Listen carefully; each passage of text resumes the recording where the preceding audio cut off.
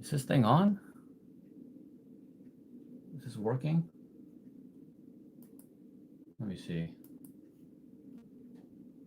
Cannot tell if it's working. Oh my gosh. It's working, but the camera's messed up.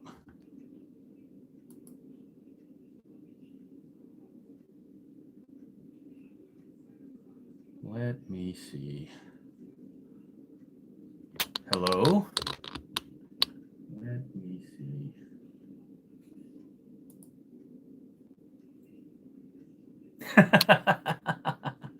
Sideways. Oh my goodness.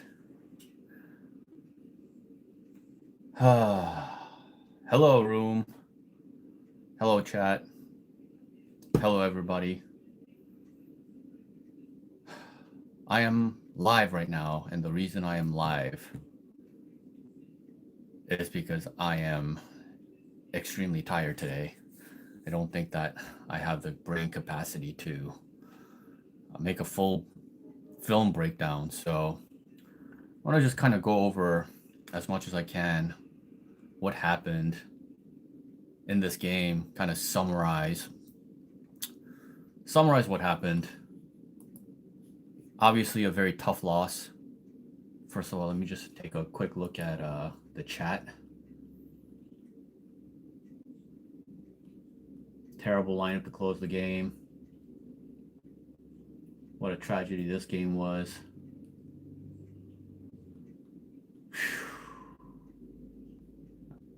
I can directly point to 8 games this season single-handedly lost by Steve Kerr.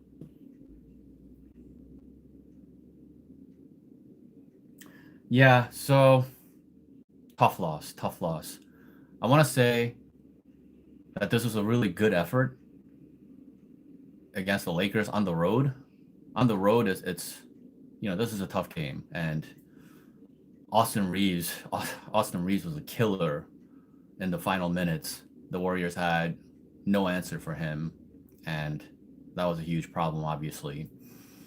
And I thought the Warriors, Steve Kerr had some issues. I don't know why he's insistent on going back to these small lineups. All things considered, I thought the players involved did the best that they could. But why is he starting with Draymond and Guy Santos and a 3-guard lineup?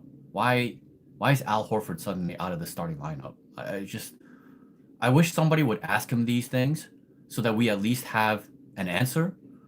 Al Horford's been entrenched in the starting lineup for a while now. Up until a game or two ago, I don't understand why he's suddenly coming off the bench. And Quinton Post he played 5 minutes in this game. So the bigs are not being used. This is ridiculous. The Warriors, their best brand of basketball is with size, because they're just going to play better. They played great defense tonight. It would have been even better if they were consistently just bigger. Having said that, a lot of players played well. A lot of players that I typically have criticism for, they mostly played really well. Potts had a really good game for the most part. I think he played well for 3.5 quarters. And there were a lot of moments where he even played really good defense. And Moses Moody had a really good game. Moses Moody had a really sharp shooting game. I don't know about sharp shooting. He shot 5 of 14 from the 3-point line. So he threw up a lot of shots. But ultimately, 8 of 7 is pretty efficient. 25 points. He led the team, and he hit a lot of important shots. So played a ton of minutes, 39 minutes. So one of Moses Moody's better games, all things considered. And Pat Spencer in the starting lineup, he had some defensive troubles. The Lakers tried to switch him on to LeBron a bunch of times, and that really hurt the Warriors to start the third quarter. Unfortunate. I have I'm testing this out through my phone. I hope that this is, obviously it's like, the view's a little different, let me know if this is okay. Because otherwise I have to go to my computer, but the quality of the camera on the computer is not so good.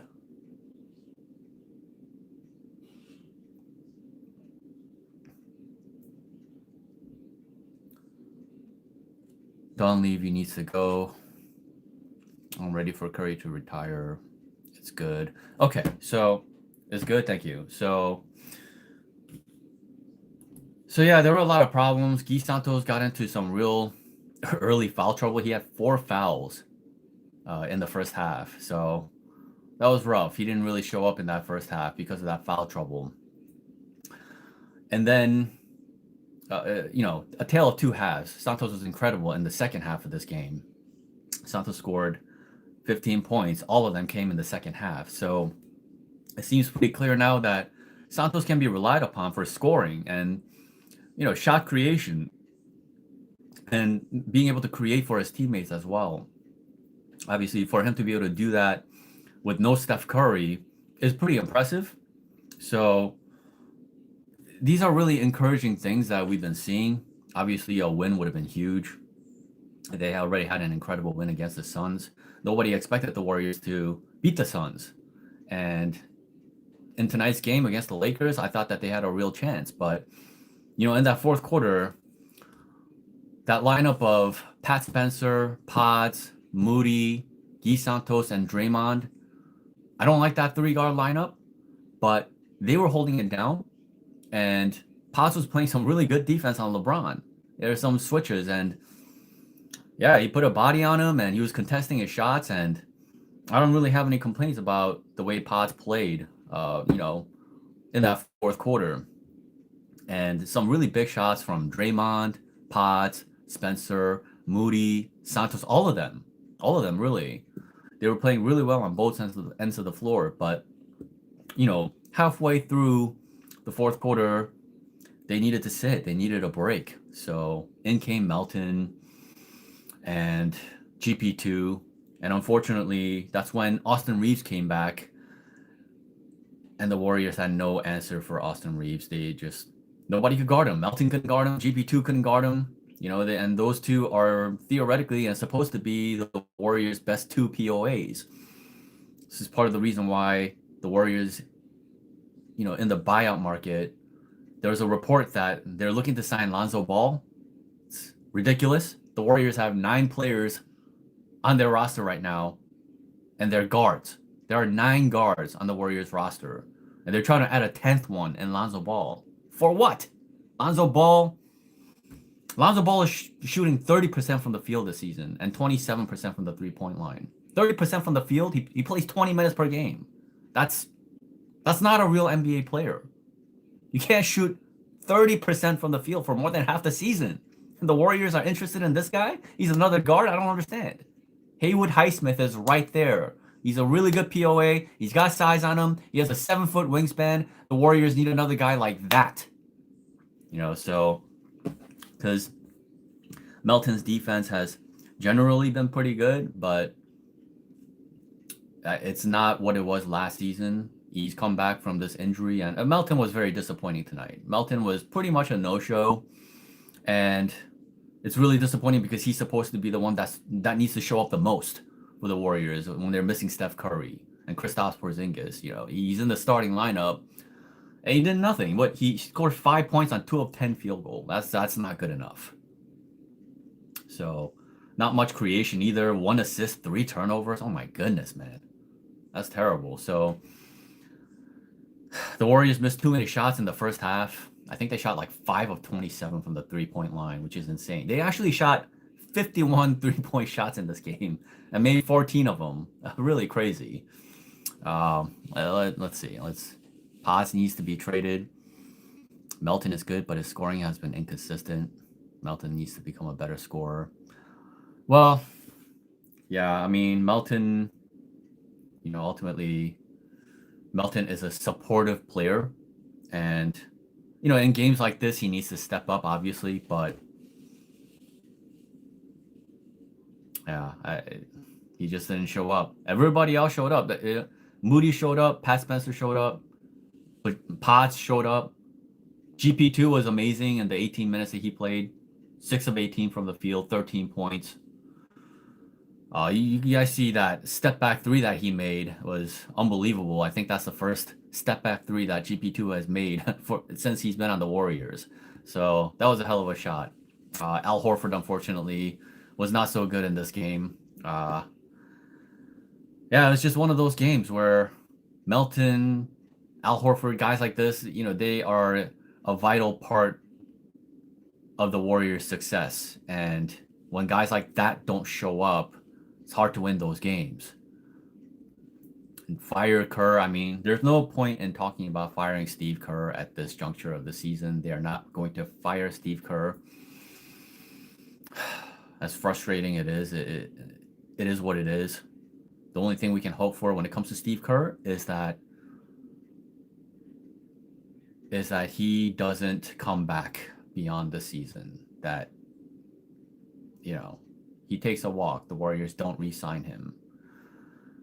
I think ultimately for Steph Curry, a 5th championship is written in stone because I believe that he's the GOAT. And when you're the GOAT, you got to have at least 5 under your belt. And that's why I believe that 5 is, set in stone for him. How that's going to happen, I don't know. Can it happen this season? I wouldn't rule it out because look at how the Warriors look the last few games without Steph Curry. They beat the Suns, and this was a really tight game against the Lakers. And they're both games on the road. So these were really tough games. What that tells you is that they have a structure set in place. And when Kristaps joins the Warriors, and along with Curry, after the All-Star break, that's the word. Both of them are looking to come back after the All-Star break, which means they're going to miss probably the next 2 games before the All-Star break. And then they're going to get like 10 days off. And that'll be really good for the Warriors. Unfortunately for Steph, he's probably going to miss the All-Star game. But ultimately, what's most important for the Warriors is for Steph Curry to be healthy. And if he has to miss the All-Star game, it is what it is. But think about Steph Curry and KP joining this team, alongside the recent development of Guy Santos and the fact that they still have Melton, Horford, GP2, and Moses Moody. I mean, he's been playing better as of late. I still don't love a lot of the stuff that he does on defense. I just think that he's very inconsistent. But if he can at least be aggressive, continue to be aggressive, shooting the 3-point shot, then hopefully he can contribute to the Warriors because he's the biggest guard the Warriors have. This is why they could go and pick up a guy like Haywood Highsmith because the Warriors need more size at the wing positions. They have too many guards. But when you have Kristaps Porzingis, Al Horford, Draymond, Guy Santos, and when Kristaps joins the Warriors, Guy Santos is probably playing small forward because Steve is now seeing that Guy Santos is capable of playing both power forward and small forward. Actually, Santos' natural position at his size is really small forward. And he's showing a lot of ability as a perimeter defender as well. Towards the end of that game, there was a couple of possessions where he had to guard Austin Reaves, and he actually did a really good job there. So I wish I can show you guys the film. I can't show you while I'm live. I'm gonna see if I can do some film breakdown to post later tomorrow, because tonight I just don't think that I can. Even right now, I'm struggling to speak. So let me just take a look at, catch up on the chat real quick. Alan, goodness gracious, thank you so much for the donations. Appreciate that. You're always posting the stats, the the net ratings of the lineups. I see you. Appreciate you. What is your opinion about the Duke Kid Con? about Curry's 3-point record. I mean, Curry's 3-point record in his rookie year, that's going to be broken by a lot of guys because Curry's changed the game and there's a lot more 3-point shooting now. So, what Curry was doing in his rookie year was different because nobody else was doing that. But now a lot of players are doing that. A lot of players are modeling their game after Steph Curry because he's changed the game and 3-point shots are so prevalent now. So it is what it is.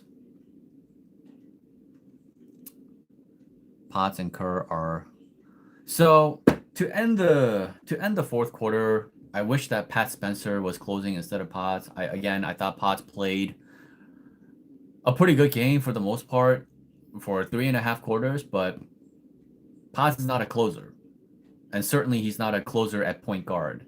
And when the Warriors needed to execute, the most, Potts did some foul things down the stretch there. He aggressively drove into the paint for no good reason, and then he had nowhere to go. And his teammate, dude, you're a point guard. You're the backcourt. You're supposed to wait for your teammates to get ahead of you first, right? And he just went attacking all by himself, nowhere to go. And then he just throws the ball away. Santos somehow almost nearly saved the ball, but you guys know what play I'm talking about. That's a killer turnover right there. Right? And then there's another possession where he's driving to the basket, and then he might have gotten blocked, but there's a lot of help defense there. I just don't know, why he thinks that's why. I don't think that Potts is a closing caliber player for the Warriors. And Steve Kerr should know that. Pat Spencer had a better overall game than Potts did. So Spencer should have been closing this game, and that didn't happen. Potts is 15 to 20 minutes per game. Yeah, I mostly agree with that. When the Warriors are fully healthy, I think Potts' role needs to be severely curtailed because come playoffs, I'm telling you, this kid is going to crap the bed. Just like he did, last season. And the Warriors have plenty of guards that are going to be better than him. I don't know when Seth Curry is going to be available, damn it. But when he does become available, I think he needs to be taking a majority of Potts' minutes. We'll see what happens with that. But yeah, I don't want to be too critical of Potts in this game. And the fact that he closed this game is not his fault, right? That's ultimately Steve Kerr's decision. Steve Kerr has to know his personnel. He has to understand that Pat Spencer is the veteran of the team. Potts is in his third year. Pat Spencer is like 27, 28. The guy's in the prime of his career. So when Steph Curry is missing, you should probably just turn to Pat Spencer more than Potts. Potts has shown over and over again he's not a starting caliber point guard in this league, and he's certainly not a closing caliber point guard in this league. So yeah, I don't want to blame it on Potts. As a matter of fact, I don't want to blame a lot of stuff on the players because ultimately it's on Steve Kerr to put the players in the right position to succeed. Even for Moody, if he's at the shooting guard spot, he's going to be better off than if he's playing the small forward spot, for example, right? So it's up to Steve to put the players in position to succeed, and he just doesn't do enough of that. And yeah, Quinton Post, 5 minutes in this game. What can you do in 5 minutes? Nothing. You're not gonna do anything in 5 minutes. Earlier in the season, Steve was doing this with Guy Santos as well, where he's giving him like single-digit minutes. You're gonna play a player single-digit minutes. You might as well not even play him. A player cannot gain any rhythm or momentum playing that little, right? Why should we believe Porzingis will do anything? I mean, he's healthy. He's going to play after the All-Star break. So why wouldn't you? Kristaps Porzingis is a two-way player, and he's at the center spot. And the Warriors desperately need size. And he's going to provide that for them. Steve Kerr's not going to bench KP, right? He's going to play him. So that's automatic size right there. Whether he closes with Draymond, Al Horford, I don't know. But assuming that Guy Santos will be closing and he'll be in a lot of these lineups and he'll be the small forward, the Warriors are going to have a lot of size. That's half the battle for this team. So if they have that and they have Steph Curry and you put defense around Steph Curry and he has KP as his second option, well, that's pretty damn good. And then if you put like Melton next to him, right? So let's say let's try to formulate a lineup. Let's say Steph Curry, Melton, Guy Santos, either Draymond or Horford, depending on how that night is going, and Kristaps Porzingis. That's a pretty damn good closing lineup right there. That's generally a really good lineup to play, right? So you have that much more talent. A guy like Potts is automatically going to be taken out of the lineup, right? So yeah, why wouldn't you? You know, what is the point of being like, oh, he's not gonna do anything before he even plays a single game? It doesn't make any sense. The season is over. The season is, the Warriors have 30 games left. There's plenty of season left to play. As long as Kristaps can stay healthy, and as long as the Potts condition doesn't flare up, I think he's going to be really good for the Warriors. I think we are underestimating the potential of Kristaps Porzingis next to Steph Curry.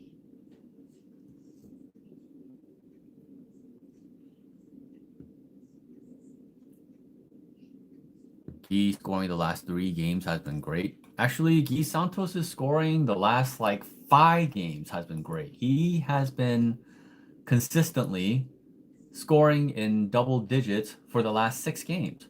The last 6 games, 15 points, 18 points, 13 points, 16 points, 16 points, 11 points. I mean, that doesn't it feel like the Warriors traded for somebody? Because, you know, how often does Guy Santos score in double figures throughout the course of the season? Not much, right? He's more of a connector, you know, does all the intangibles. But now he's doing, excuse me. But now he's doing all the tangibles as well. You know, he's scoring, he's assisting, he's playmaking, you know, on top of all the hustle and the defense and the grit, all that stuff. So it's vital that he stays healthy for this team, because he is literally the only small forward, the only forward they have on this roster is Guy Santos. This is insane. The Warriors need to go out to the buyout market and go get either Haywood Highsmith or what's his name? George Niang. Right, that guy is 6'8". You know, he has a 6'10" wingspan. He's a really good 3-point shooter. A lot more size than anybody else, you know, any of these guards, right? So they need forward depth. They need wing depth. You know, they asked about Mike Dunleavy in an interview today about Kerr's future, and he didn't really say much. Highsmith ain't coming to the Warriors. Why not? That's the question that you got to ask. Why is there a report saying that the Warriors are interested in Lonzo Ball? Lonzo Ball is playing with, you know, a replaced cartilage. It's unprecedented. That's never been done. And this season is not looking so good. Like I said, he's shooting 30% from the field. Do you guys really want a player who's shooting 30% from we're unhappy with like Pods. He's shooting almost 40% from the 3-point line. You realize? Lonzo Ball is shooting 27% from the 3-point line and 30%. Any NBA player that shoots 30% from the field, that's not an NBA player. He no longer belongs in the NBA. It is what it is. So why are they going after him, another guard? Make that make sense.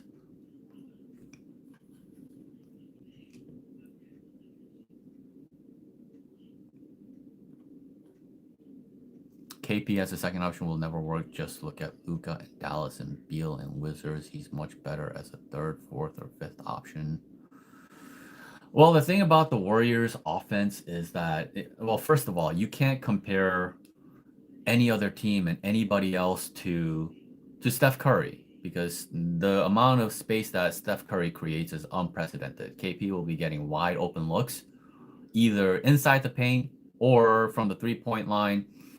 This guy can pop out to the 3-point line and, you know, just consistently knock down 3-point shots. He can roll to the rim and finish. He's a lob threat. I mean, he can do a lot. He can play ISO. He can create his own shots. The guy's 7'3". They called him a unicorn for a reason.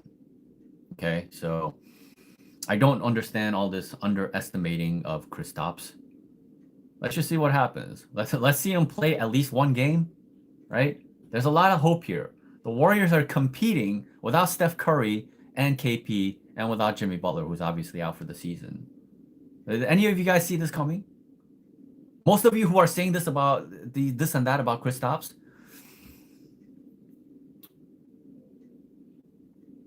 you probably thought that the Warriors would get blown out against the Suns, and you probably thought that the Warriors would get blown out against the Lakers. You probably thought the Warriors wouldn't even compete, right?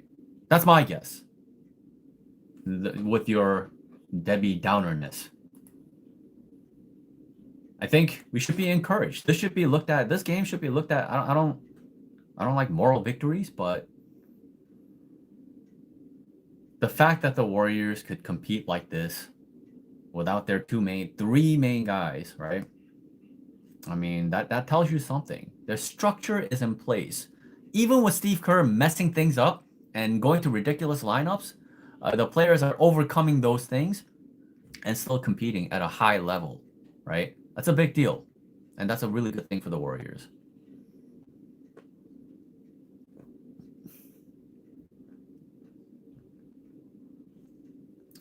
If we can get both Niang and Highsmith, can we waive other players? It's not going to happen. The Warriors they're only going to pick up one player.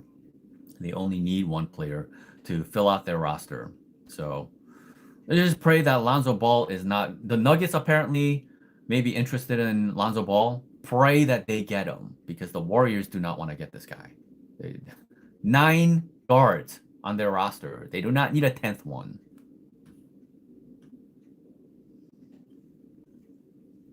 I feel bad for QP.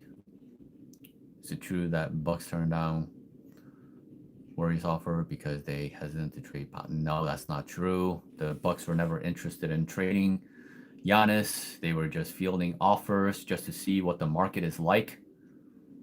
Apparently, they were never serious. So the Warriors got jobbed. Ultimately, they were interested in Jaren Jackson Jr. And yeah, they took their eyes off of him because they were more interested in Giannis. Before you knew it, Jaren Jackson Jr. got traded to the Jazz. So then he was no longer available. So then, they went to whatever they're... I feel like part of the reason why they went and got Kristaps, outside of the fact that it was ultimately meant to be a salary dump of sorts, is also the fact that they were able to get that trade done without giving up an asset. They didn't have to give up a first rounder or something like this to get him. So, in that sense, it was a good deal in different ways. It's just and what Steve said about Porzingis is that they wouldn't have traded for him if the medical staff didn't feel like he was good enough for them to, fix up, I suppose. So that's encouraging news, right? That's encouraging news. I'm actually really looking forward to getting Steph Curry and KP back after the All-Star break. I think there's 27 games left when the All-Star break ends. And man, the way the Warriors have looked the last few games without these guys, without Steph Curry, and you add these guys to the equation, they have the potential to go on a major run. They could go on like the most ideal kind of run that we would be looking for is like 22-5, something like this. I think that's close to what they did when they traded for Jimmy Butler last season, right? And that's actually when Guy Santos also got involved. And now Guy Santos is entrenched. I don't think he's never getting screwed over again by Steve Kerr.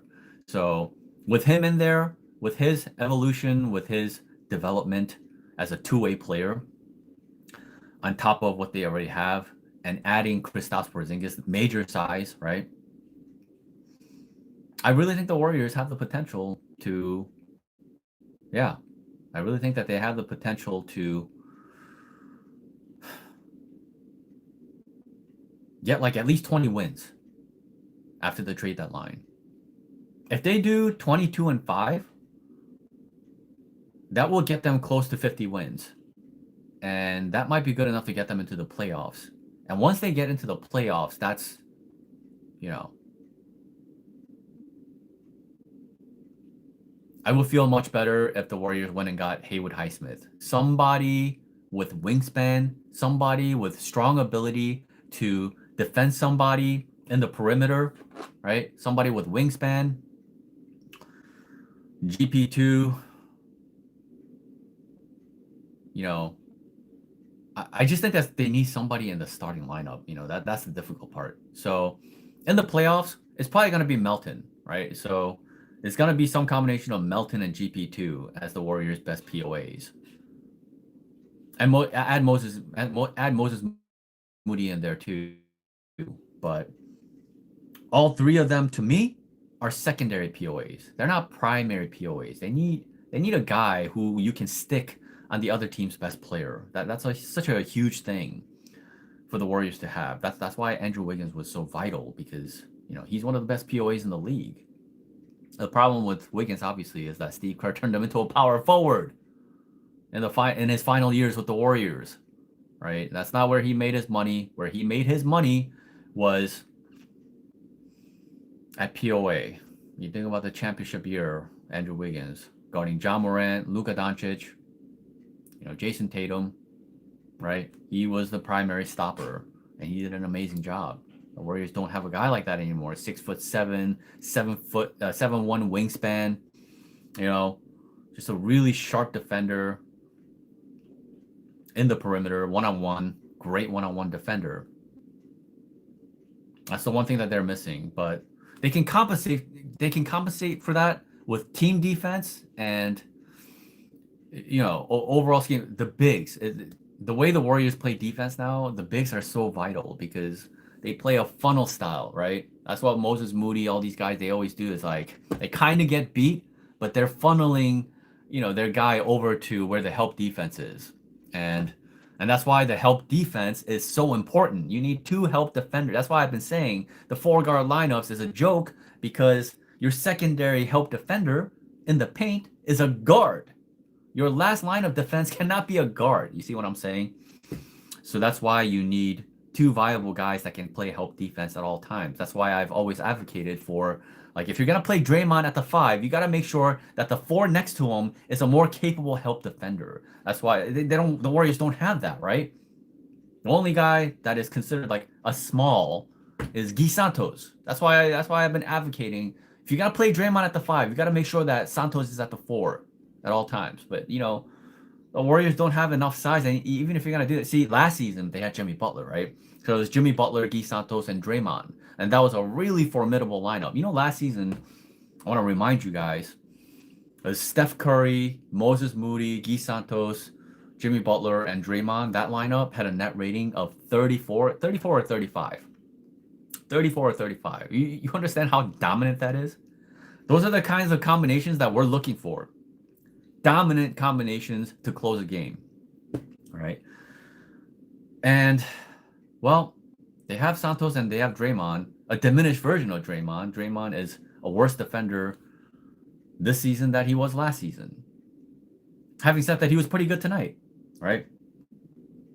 So there are times where he shows up. There are often times where he's not consistent enough, which is why you want generally a Quinton Post or ideally you want Quinton Post or Al Horford next to him, right? And then you put Guy Santos at the 3. All of a sudden you have all kinds of backside help, right? The Warriors defense this season is all about team defense and help defense. If you're going to play help defense, you got to make sure that you have enough size to help inside the paint, not just in the perimeter, not just in zone defense where you're out in the, even while you're playing the zone defense, too many times they have to overhelp, because oftentimes there's a lot of defenders out there that are not good enough, right? Overhelping and not good enough defense always leads to trouble, right? So, and the problem with that is, like, Steve has the personnel to not compromise the Warriors defense so much, but his attention to detail on the defensive end of the floor is just it just hasn't been good. It's gotten better, as the season progressed, but then the last few games he's regressed back to playing a smaller lineup that he should be playing. So you just never know what you're gonna get with Steve Kerr. But when you have Kristaps Porzingis, you have Al Horford, you have Draymond Green, and you have Guy Santos, that's like 4 bigs right there that are like indispensable, and Steve's gonna use all of them. There's no game where he's not gonna use them. If anything, it's Quinton Post who's gonna get screwed out of playing time. And it is what it is. But as long as there are at least 2 bigs on the floor, I can live with that. You have Guy Santos at small forward. Now, suddenly, the Warriors have all kinds of size, right?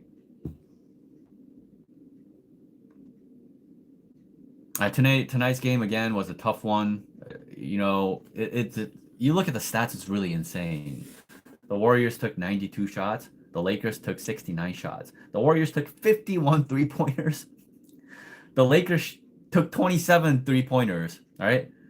They made 11 out of 27. The Warriors took 51 threes and made 14 of them. So that's ridiculous, man. The Warriors need better penetration ability. They need more points in the paint. They just didn't get that tonight. So tough game, man. And the Lakers had 30 free throws. My goodness, what's his name? Marcus Smart went to the free throw line 9 times, man. Bad defense. You can't be fouling. Marcus Smart that many times. Yeah, it's a tough game. Jared Vanderbilt killed the Warriors tonight. 13 points in 19 minutes. That's rough. But, these are the things that happens when you're too small. There was a possession. Quinton Post is out there, and there's 4 guards next to him, right? So Quinton Post runs out to guard Jared Vanderbilt at the 3-point line because he made the previous one in the corner. The broadcasters are talking about, why are you jumping at Vanderbilt? It's like, well, he made the last one. You just can't keep him. You just can't keep leaving him wide open if he's making them, right? The problem is, Post is out of the play. Now you have 4 guards. So Vanderbilt is 6'8", 6'9", right? So he's driving into the paint, and you got Melton trying to stop him. Melton is 6'2", right? So this is where the 4-guard line is ridiculous. You're leaving Post on an island. Anytime Steve Kerr throws 4-guard lineups out there, you're just praying that the other team doesn't take advantage of it. There are times where the other teams are too dumb to realize that they're not taking, and they don't take advantage of it. But there are often times when they do take advantage of it. And, these are the possessions where the Warriors are getting killed.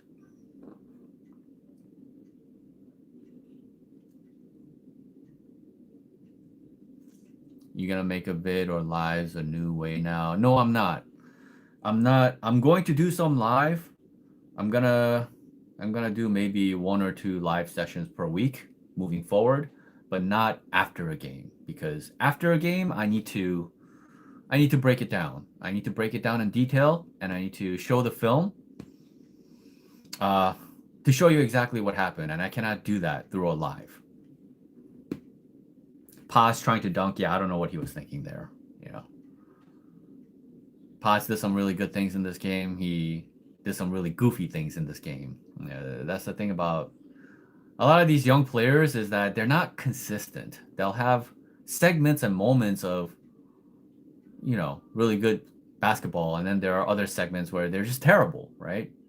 And you're trying to play at the highest level, and you're trying to contend for a title, which is always the case when you have Steph Curry on your team.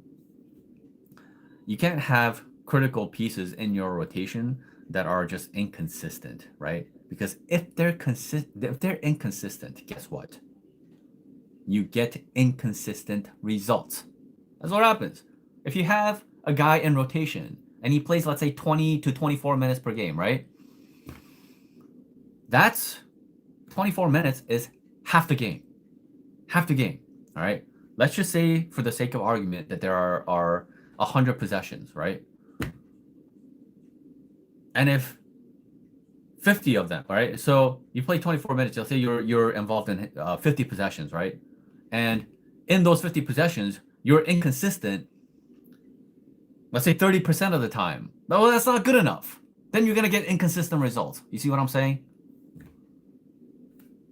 Potts and Reaves have a personal rivalry. I don't think so, man.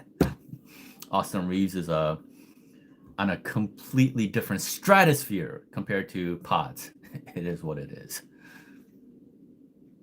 I'm done with the Warriors. No hope for play-in. I watched 10 minutes and turned that shit. Okay. I mean, you're either a Warriors fan or you're not, you know? And as long as Steph Curry is not out for the season and he's due back after the All-Star break after only 2 more games, and you're willing to just give up on that after watching what the Warriors have done, the development of Santos, the reliability and the veteranness of Al Horford, Anthony Melton, even though he had a poor game in this one, generally speaking, Melton is pretty reliable, right? GP2 will be reliable. KP will be reliable. Draymond will have much more help, much more size next to him. That'll make the game easier for him. The Warriors have plenty of pieces. Moses Moody is coming around. You know, it's far from ideal in terms of Moody and Potts, but there's a way to curtail Potts' minutes. And if Moody is surrounded by better defenders, he can look better as well. See what I'm saying? If there's size across the board, let's say for the sake of argument, the Warriors start Steph Curry, Moses Moody, Guy Santos, Draymond, and Kristaps Porzingis, right? That's a lot of defense. That's a lot of defense. That's even if Moody is a little bit behind on defense and he's funneling, you know, to wherever he funnels to. If you're funneling a guy to Kristaps Porzingis, who's 7'3", I mean, I think the Warriors' defense is going to be really good, right? Personally, the way Draymond has been playing, I feel like Al Horford in the starting lineup would be better than Draymond, but I don't think that Steve will do that. Maybe in the playoffs he might, but in the regular season, probably he'll stick with Draymond. But at the end of the day, the main point is that, you know, you start Draymond and Kristaps, and then ultimately Al Horford is going to come in, right? And then Guy Santos, he'll play a combination of small forward and power forward. As long as the Warriors have size, they're going to look very different, and they're going to be very competitive. I promise you. This has been the problem for the Warriors for the last, This has been a problem for the Warriors for the last 4 years. Since the championship year, all right? Just to summarize, after the championship year, 22-23, they had Jordan Poole, right? So they ran this 3-guard lineup. That's when it started, these 3-guard lineups, right? It's Jordan Poole, Steph Curry, Klay Thompson, 3-guard lineup. It's not working because there's no defense there. Klay Thompson is a shell of himself on defense. Jordan Poole has no defense. So then it's like basically you're asking Steph Curry to be the best defender out of those 3 guards. Those guys had a negative net rating, those 3 guards. And Steve would always like constantly play them together, and it wasn't working. And then on top of that, he got into the habit of like putting Wiggins at the 4 because, well, they didn't really have any other options. Like they had Jeremy Lamb. What was his name? Something Lamb, right? Anthony Lamb. And that wasn't working. And then Kaminga was unplayable in the playoffs. So you're playing like this ridiculously small lineup: Jordan Poole, Steph Curry, Klay Thompson, Andrew Wiggins, and Draymond against the Lakers. It's not good enough, right? And then the following season comes, they get Chris Paul, and that's where things really go off the rails. And it's like Steph Curry and Chris Paul in the backcourt, the tiniest backcourt in the entire league. Chris Paul is like almost 40 years old at this point, right? And you're asking Steph Curry to play shooting guard. Absolutely preposterous. Steph Curry is not a shooting guard, right? Every night you're asking Steph Curry to go and guard like Devin Booker, Anthony Edwards, you know, the premier shooting guards of the league. Are you kidding me? Right? So, and then you have Pods in the equation now, right? Pods is a rookie that year. And there's just 4-guard lineups all day and night. Insane. This is when all the insanity happened. And then you're putting Dario Saric at the 5. Steve Kerr, man. Right? So we suffered that year. And then the following year, which was last season, what happened last season?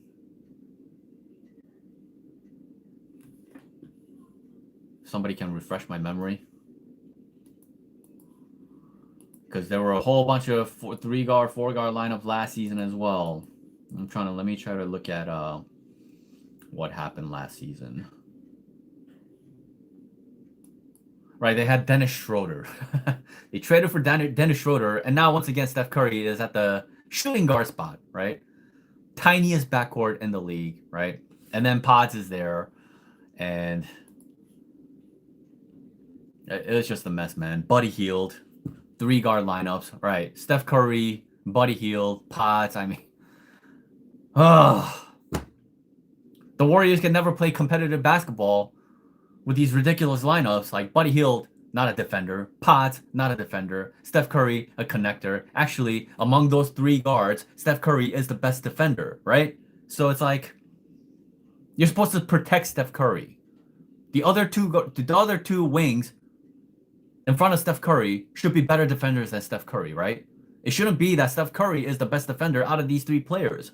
Your defense is screwed. So these are the stresses that we've had to deal with for the last 4 years. Absolutely insane. And then again, this season, right? 3-guard lineups, 4-guard lineups, all day and night. And that's what's been compromising the Warriors all season long. You know? And Steve Kerr just fixed up way too late. You see what Guy Santos has become. He could have been this entire season if he just got the proper opportunity. But you know, he was ultimately he was competing for playing time, you know, against Kaminga, essentially, right? Honestly, Steve Kerr could have just prioritized both Kaminga and Santos and just played bigger lineups, and that would have been better for Kaminga as well, right? To put him at either the 3 or even the 2. I'd rather him be at the 2 than the 4, right? But Kerr is putting him at the 4 all day and night, and he's not a 4. So we've been watching broken defense and broken basketball from the Warriors all season long, right? And now all of a sudden, they add a Kristaps Porzingis, and now the Warriors have a lot of size. So this is something that we should be looking forward to.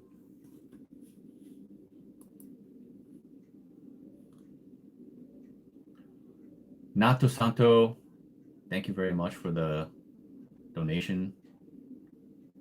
Appreciate that. Melton needs to stop forcing shots in the paint. What do you think? Melton is very aggressive going into the paint, and that's absolutely needed for the Warriors. The Warriors don't have enough guys that penetrate, right? The thing that Melton was doing better before the knee injury was that he got into the paint and he created for others more consistently. This season, it just feels like he's more looking for his own, and he's forcing a lot of shots. But that looks more difficult to kind of, you know, deal with when he's like one of the main options. But when he's the secondary or the third or the fourth option coming off the bench, you know, he's a huge boost for this team. And yeah, I'm not mad at him looking to attack and going into the paint, because not enough Warriors players do that. Now Guy Santos is doing that. Thank God. You guys notice Guy Santos, the way he's been aggressively attacking the basket, and he's just such a cerebral, smart player. He's either being aggressive and finishing inside the paint, or he's drawing the defense and creating, whether it's somebody cutting, whether it's somebody open from the 3-point line. When you draw the defense, you're going to get better shots, either inside the paint or outside at the 3-point line. And that's a good way for the Warriors to be more efficient. And for Santos to be this kind of player, that's absolutely incredible. Like what his game has evolved. 15 points in the second half. That's incredible, right? If he didn't get into foul trouble, he probably would have had like 20 plus points in this game. Who saw that coming? Right? Everybody thought Guy Santos was just an intangible guy, just doing all the hustle stuff. Not a scorer, but now he's a definitive scorer. His capacity and capability to attack and just be more aggressive, and he has the trust of his teammates now. So he's more confident than ever in terms of his shot creation and his ability to create for others. Apparently, Santos grew up as like playing the point guard position. Yeah, you can kind of see that, right? I think he has the better ability to like attack a defense and create shot for his teammates than most of the players on this team. Like Pod, certainly better than Pods, right? And certainly better than Moody in that regard.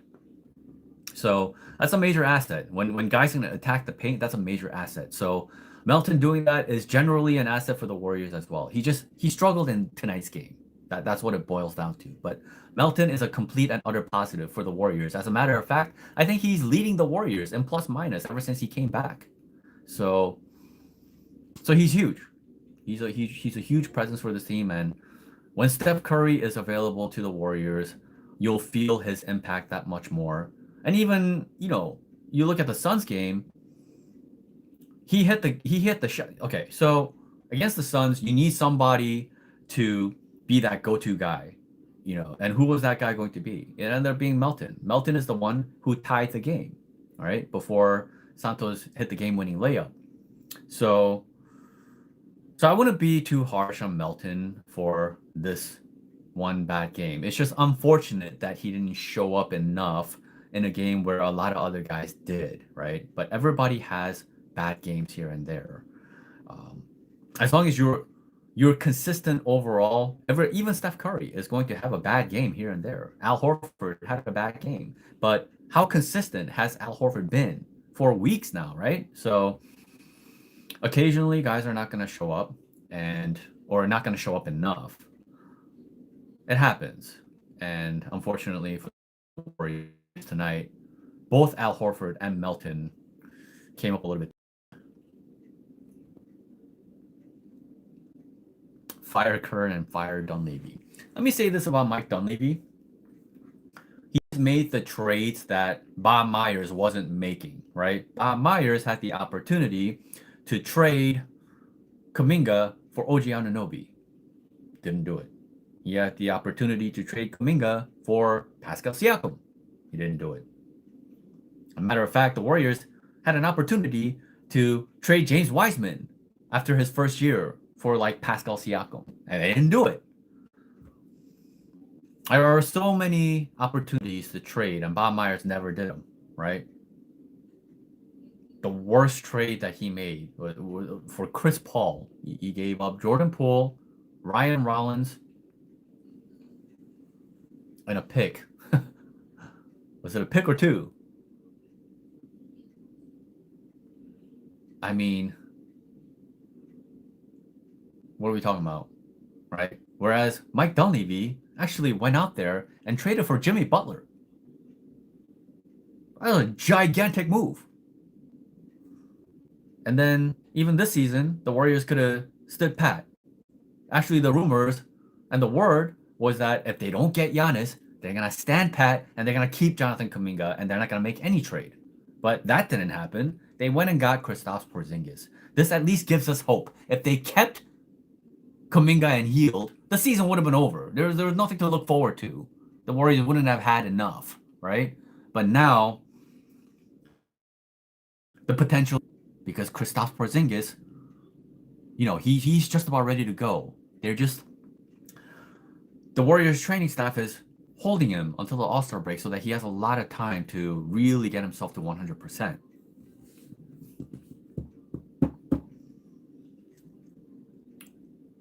I'm very hopeful that the second half of the season, we're going to be very pleasantly surprised. A lot of people, they just sound very hopeless. A lot of you guys are like, this season is over, like there's nothing to look forward to, blah, blah, blah.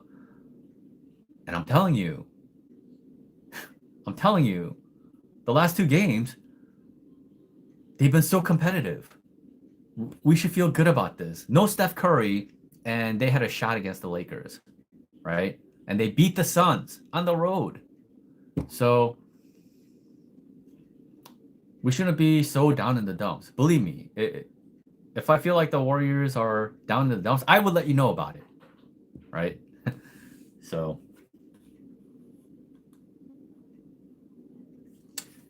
I've been going on for about close to 55 minutes, so I might close this up in another 5 minutes or so. If you guys have any questions, I will take them in regards to tonight's game or in general. But yeah, Quinton Post got stuck with a 4-guard lineup, and then he only played 5 minutes. Like I said, nobody can do anything in 5 minutes. That's not fair to Quinton Post. Either have him in rotation or don't. Personally, and obviously, I think that he should be in rotation because he's a 7-footer, and the Warriors need him until Kristaps joins. Potts played 33 minutes in this game. Damn. Yeah, I think he needed to sit out the final 4 minutes or so to close the game. He's not good enough to close. His decision making is not good enough. He tries to play like hero ball and all these things instead of just making the right play, So we don't need that. You're not that kind of player. You're not that level of player. And again, like, that's on Steve. That's not on Pods. You had him for 3 seasons. You should know what you have, right? Rough game for Will Richard. He didn't do a whole lot out there. Minus 13 in 10 minutes is very rough. Probably that's when the 4-guard lineups is, 4 guards on the floor. Will Richard is one of them, right? A lot of times Will Richard actually does really well, even in those 4-guard lineups, right? He's usually like pretty good, but yeah, not in this game. And I thought Draymond played pretty well for the most part. I thought he was holding it down, even though that starting lineup is not great, right? Guy Santos and Draymond are your 2 biggest guys, and then it's Pat Spencer, Moses Moody, and DeAnthony Melton. That's very, very, very, very, very small to start a game. They don't need to be this small, right? But having said that, Draymond held it down, so he had a really good game. The stat sheet is not going to tell you that, but it could also be that the Lakers just were missing a lot of stuff early going.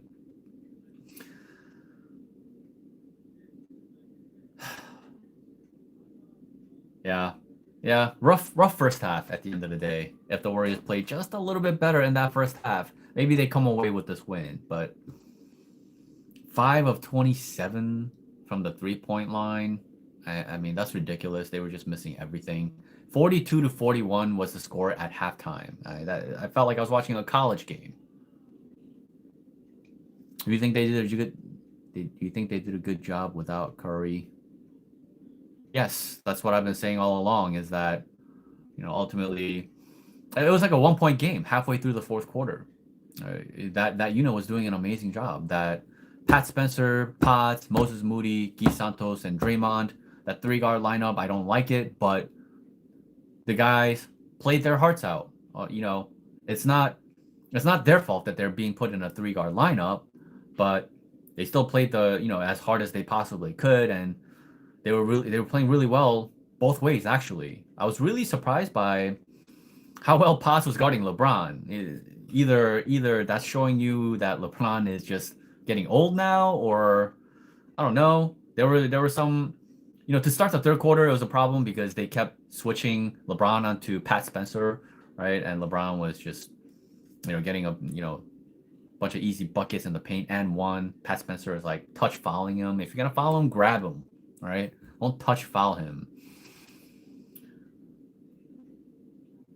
But yeah, the players did the best they could. Steve Kerr could have done a much better job. But the fact that the Warriors survived and did well, despite the fact that Steve was putting out these bad lineups, I think that's encouraging. It's not a recipe to win. But again, you bring back Steph Curry and KP, it's gonna be a completely different team, right? It's gonna be a team with way more size. Steve has no choice to put out a lot of size, right? This is great news for the Warriors. And Kristaps Porzingis and Al Horford, albeit, different circumstances, older now. That's the duo that helped the Celtics win a title. All right, so, and Kristaps still has game. You guys want to look at what Kristaps has been doing this season? Actually, let me show you. Kristaps Porzingis.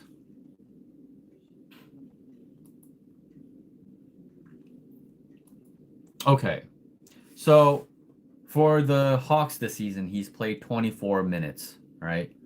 In 24 minutes, he's averaged 17 points, 1.3 blocks.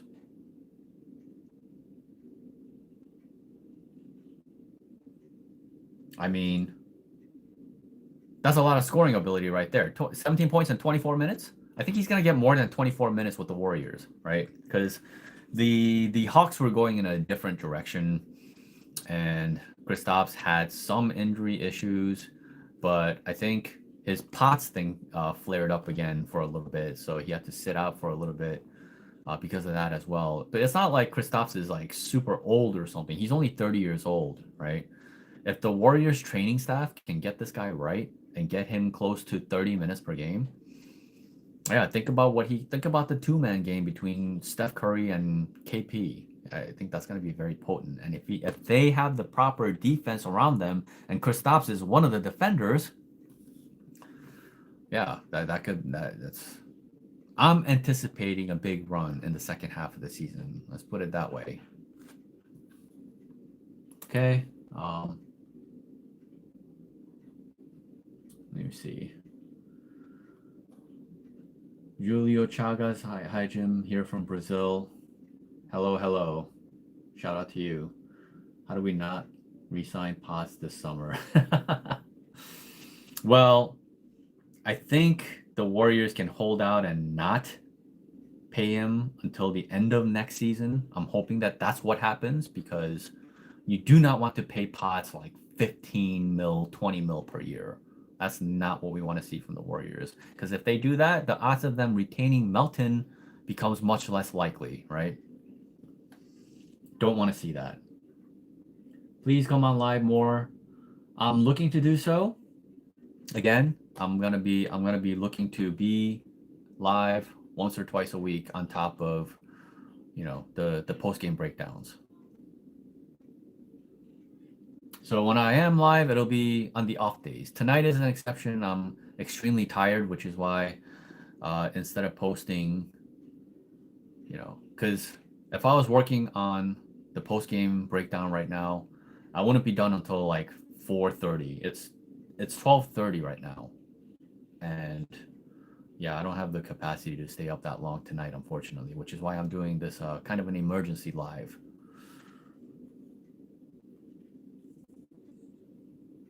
As long as we go big, but man, yeah, that's literally the Warriors' biggest problem over the last 4 years. So, given the fact that they've solved this problem with Kristaps, right? Again, pray for his well-being, pray for his health. That's really all we can do. What else can we do? But again, if there are games where Kristaps won't be available for whatever reason, Steve Kerr has to play both Al Horford and Quinton Post. Al Horford should have started this game. Why is Steve Kerr starting a three-guard lineup instead of just starting Al Horford? It makes the defense better. It makes the game easier, right? If you can't choose between Spencer, Melton, Moody, just bring Melton off the bench. Because Pat Spencer has shown the capacity to produce really well as a starter, right? And if you want to stick Moody in there, okay. Well, take your pick between Melton and Moody. But have a strong rotation of defenders in Guy Santos, Draymond, and Al Horford. Horford's been starting for weeks. Why all of a sudden has he been taken out of the starting lineup? It makes no sense.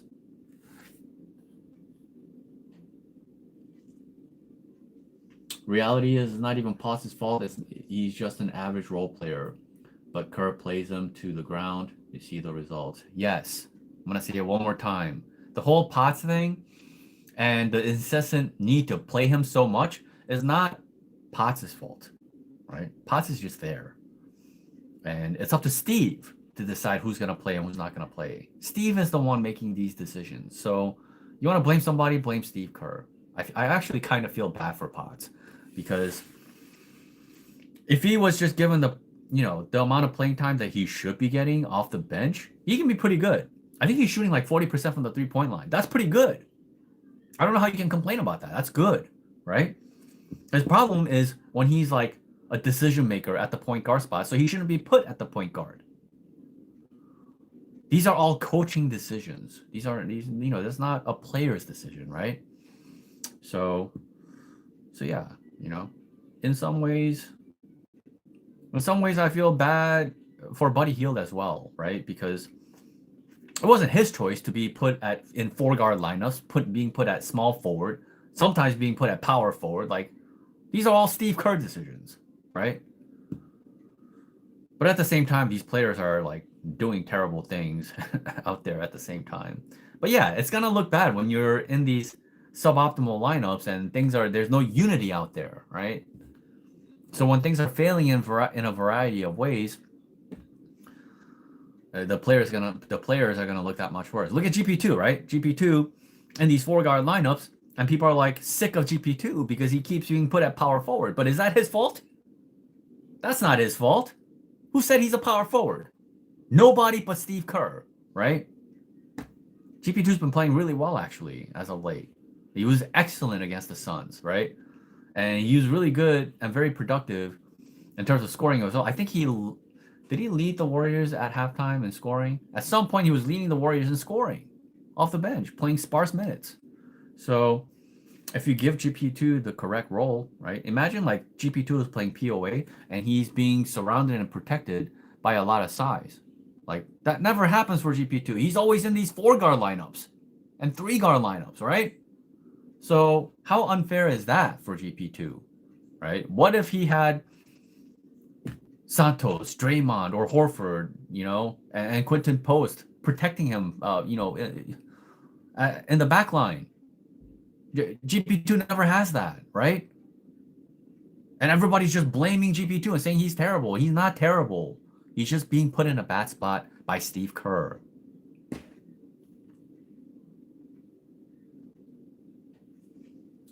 Buyout possibilities. There are 3 possible players that the Warriors should be going after. That is Haywood Highsmith, George Niang, and this guy is, he's a little smaller than I would like, but he's one of those players where I make an exception for him. And that's Matisse Thybulle, because Matisse Thybulle is a demon defender, right? He would instantly be the Warriors' best perimeter defender. Like I said, the Warriors need a perimeter defender that is better than Melton, GP2, Moses Moody, right? And Matisse Thybulle fits the bill there. So that's a guy that I would be interested in. Like, yes, he's like 6'4", but when you're that good of a perimeter defender, when you're that good of a defender in general, this is one of the few guys that you make an exception for. Like Alex Caruso, for example, is like, he's 6'5", right? But if you can get Caruso, you make that exception. You make an exception for a Caruso because he is an elite championship caliber defender, right? So those are really the only three guys that I can see that is viable for the Warriors. Some people mention like Chris Boucher, but Boucher is like 6'9". Steve Kerr will not use him as anything other than like a center. And the Warriors don't need any more centers. As a matter of fact, they got rid of Trey Jackson-Davis because they don't need any more centers, right? Al Horford, Kristaps Porzingis, Draymond, which, you know, Steve Kerr keeps using him as center. How many centers do you need? You still have Quinton Post. Right? That's 4 centers right there. You do not need another one. So that's why I'm not really interested in Chris Boucher. The Warriors need balance. They have all guards and all centers, basically. They need a forward that is not named Guy Santos. Right? Again, Matisse Thybulle is the only guy that I would make an exception for.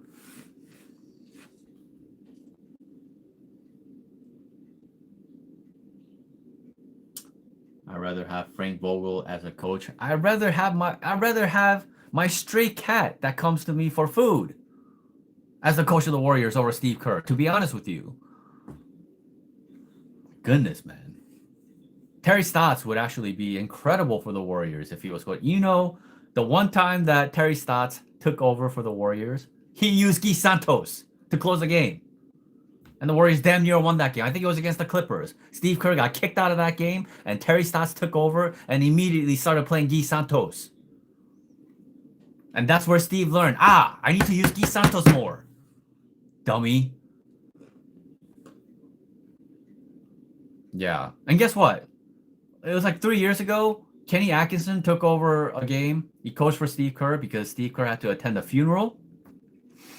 And Kenny Atkinson used Guy Santos to close the game against the Jazz, and they won that game. It's like every coach knows that Guy Santos is good except for Steve Kerr. It took Steve Kerr this long.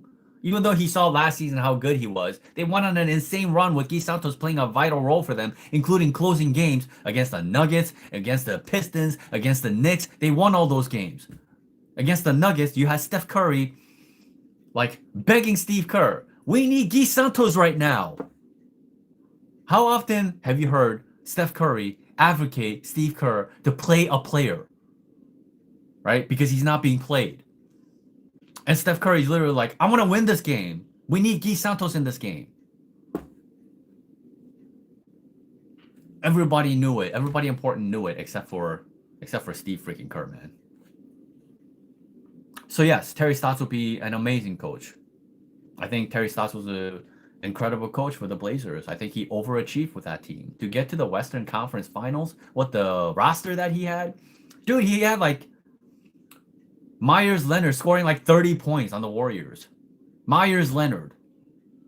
You kidding me? That is confidence. That's confidence that Terry Stotts gave him for him to be able to do that. You had a backcourt of Dame Lillard and CJ McCollum. Where's the defense, right?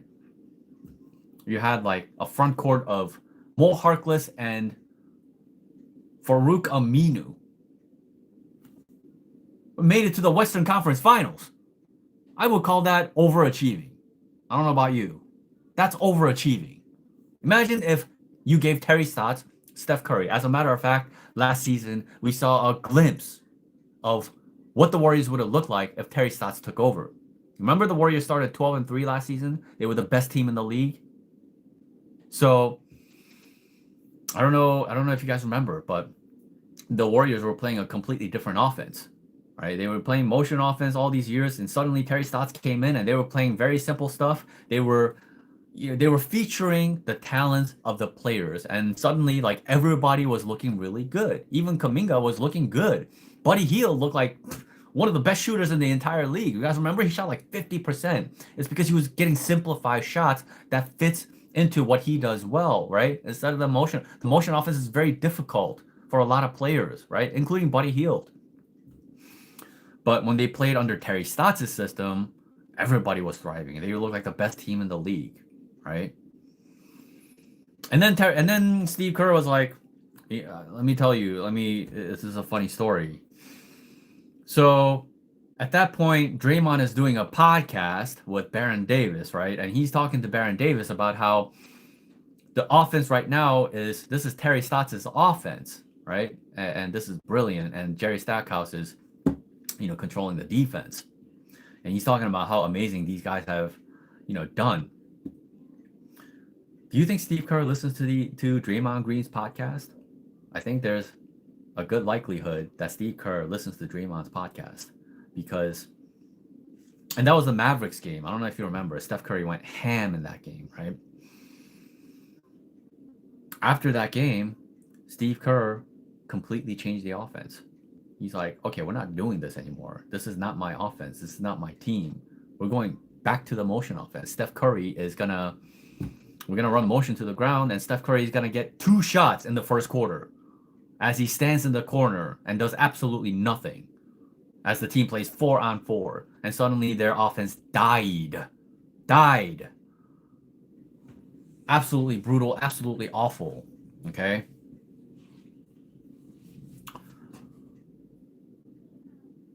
Yeah, so Steve Kerr's ego is just simply unreal because he just couldn't handle the fact that Terry Stotts brought in a new system and the Warriors were thriving and it wasn't his system anymore. Like, that's pathetic, man. Like, how big does your ego have to be that, like, you got to do what's best for your team, right? And Steve Kerr cared more about his system than the success of his team, the success of his players, right? And from there, the Warriors went, you know. The thing that came out of that is like they were so bad and it became such a desperation that they went and traded for Jimmy Butler. But then, yeah, a year in, Jimmy Butler is out for the season. He'll never be the same again, you know, because he'll come back from a devastating injury and he'll be 37 years old. I think the Warriors need to trade his contract because he's so far from being like a $60 million player, right? It's not, you know, he's got to come back from this injury. He's not going to be the same. His defense was already diminishing this season. His defense was already diminishing. What is going to happen when he comes back from this injury at age 37? He's cooked. I'm so sad to say he's cooked. He will never be the same again. And so if they can find a way to shed his contract, right, as an expiring deal for some other team, I hope that they do that because, yeah, Jimmy's cooked, man.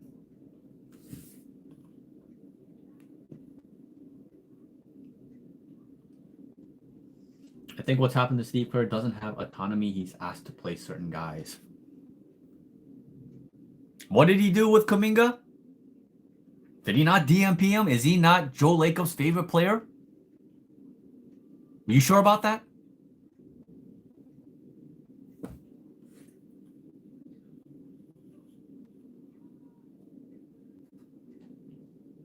This loss is good for the Warriors, beating the Lakers without Luka, even though they have LeBron, who is still a 20 points per game scorer. Nah, you know, this is I thought the Warriors played good enough to win, even though they struggled. I just thought that some of the decisions made by Steve Kerr was enough for the Warriors to be compromised enough in the margins to end up losing this game. What did they lose this game by? 6?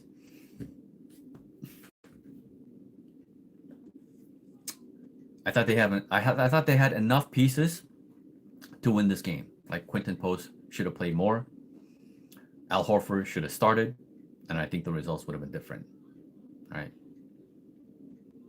Think about it this way. If a small lineup of Pat Spencer, DeAnthony Melton, Moses Moody, alongside Draymond and Guy Santos, was good enough to hold it down against the Lakers, right? For the most part. Can you imagine how much better their defense would have been if Al Horford was in there instead of a guard? I mean, isn't this a foregone conclusion? And I just think that the Warriors would have had more efficiency with bigger players because the bigger players would have gotten more points in the paint, right? And DeAnthony Melton, like I said, ended up doing almost nothing in this game. Yeah, so they should have, to me, they had the pieces. They had enough pieces to obviously compete in this game. I think they had enough to win this game as well. With them missing Luka, and also Austin Reaves is on a minutes restriction. I think he's on a 24-minute restriction. How many minutes did he play tonight? Yeah, 24-minute restriction. He played 24 minutes. So he was very limited. And he took over down the stretch in the fourth quarter, right? But to that point, he had like 7 points. Right? The Warriors could have much better taken advantage of those opportunities. There's a reason the Lakers weren't scoring. They had no scorers other than LeBron James. Yeah, Rui Hachimura caught fire and he started hitting some threes, so he ended up, you know, scoring some points for them too, but they didn't have much scoring tonight. The Warriors should have been able to beat them. It's Steve Kerr who ended up not being able to beat the Lakers.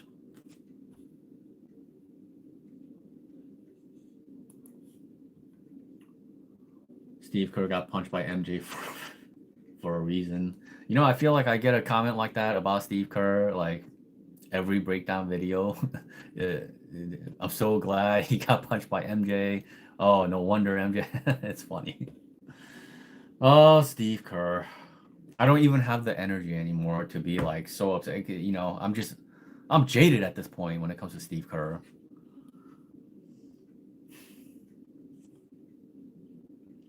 Lakeup is a clown. Obviously, that goes without saying. Lakeup has compromised Steph Curry's career legacy for like the last 4 years with his mentally challenged 2 timeline plan. The guy he would be Vivek Ranadiv without Steph Curry.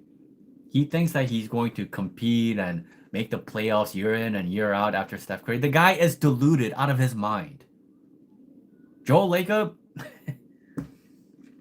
as long as that guy is the owner of the Warriors, I think the Warriors are going to be like not in the playoffs for like a decade. I think the Warriors are done. I think no free agent is ever going to want to go to that franchise after Curry's gone. I'm sorry for you longtime Warriors fans that are going to stick around after Steph Curry retires. You're going to suffer.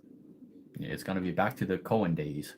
It's going to be back to the day. You remember the days before Steph Curry when nobody wanted to, everybody, if you're talented, you wanted to get out of Golden State, right? Never mind players wanting to go to Golden State. If you're talented in Golden State, you wanted to get out of there, right? That's what the Warriors were. And that's what the Warriors will go back to being, right? Joe Lacob was a damn fool, man. And if he was remotely smarter, I would maybe have enough loyalty to follow the Warriors for a while, but he showed no loyalty to Steph Curry whatsoever. But what he's done to Steph Curry is an absolute crime. You have a Michael Jordan of this generation on your team,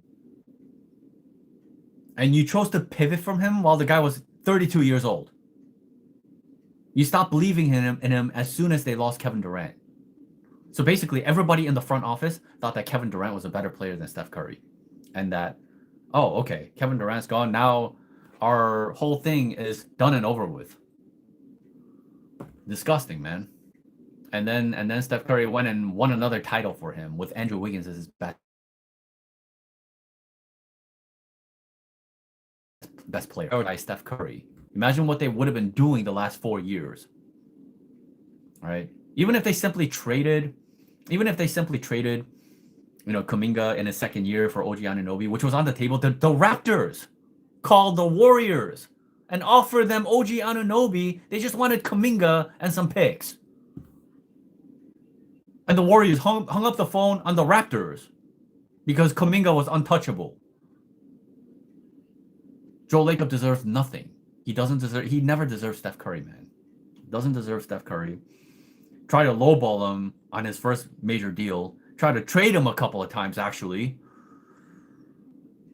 And Joe Lacob, as soon as he already is one of the worst owners in the league. In the context of having a superstar on your team, he is the worst owner in the entire NBA.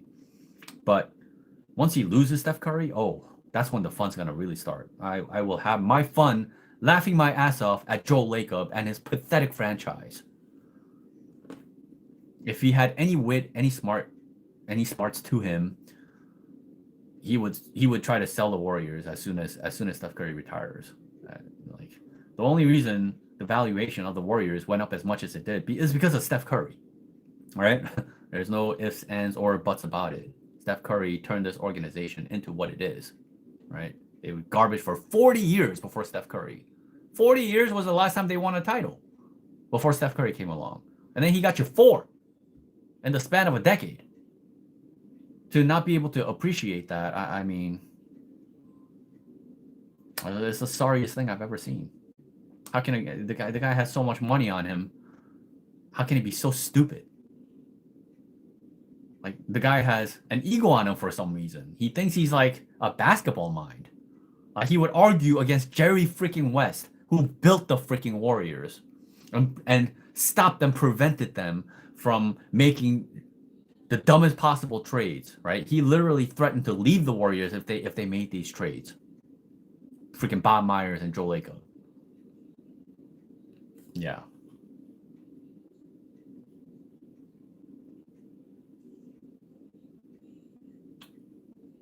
The guy really thought that he had a generational future with James Wiseman, Jonathan Kaminga, and Moses Moody.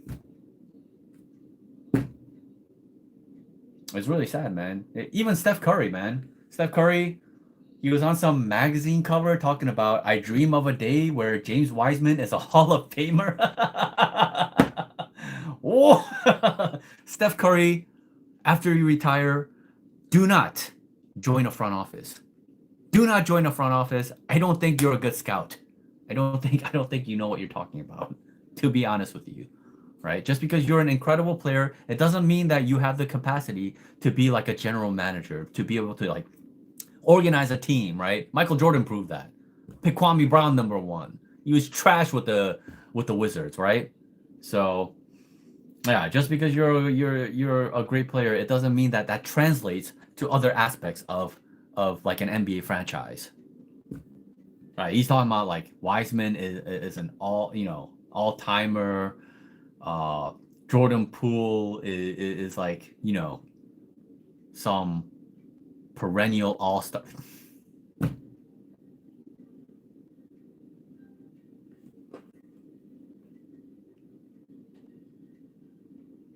What do you expect the ultra-rich team to be devoid of abilities to live in reality? Yeah, it's pretty sad. It's very sad.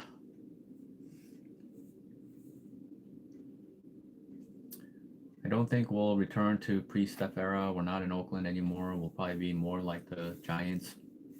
We'll have money, stars are not gonna want to go to the Warriors because the Warriors are not gonna be competitive. This is what I'm trying to tell you. Why would a star want to go to the Warriors without Steph Curry there? Why?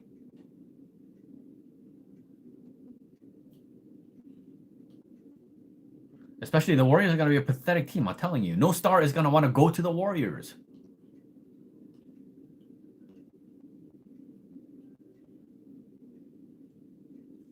Nah, they were rookies. Don't hate them. So James Wiseman was a #2 overall pick. Okay.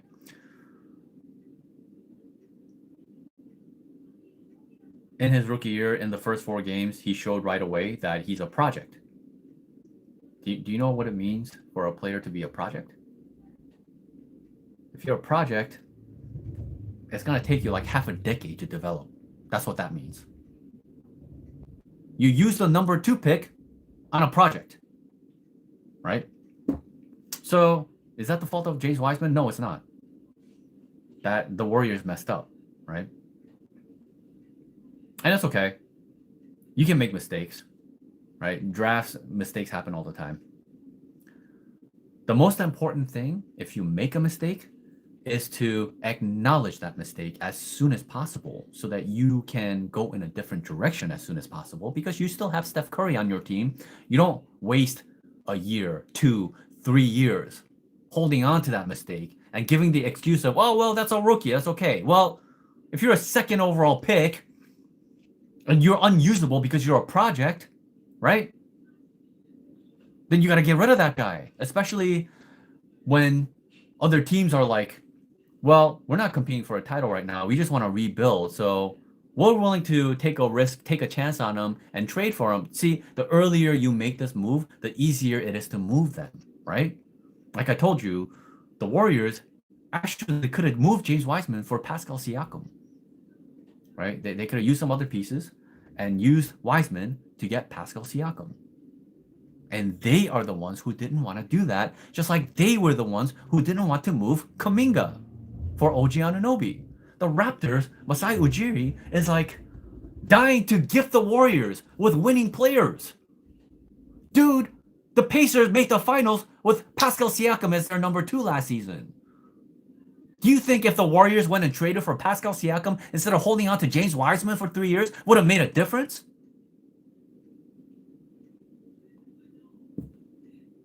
But no, the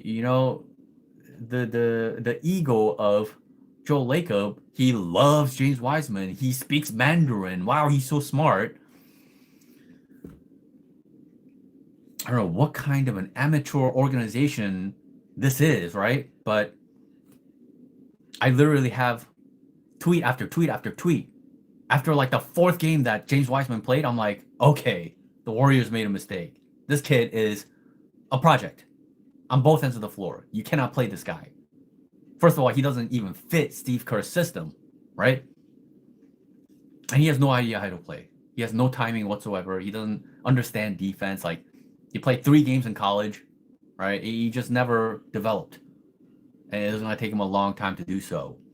It's like he had all these skills. He could shoot, he could dribble, all these things, right? But he didn't know how to put all of that together in a game at NBA speed, right?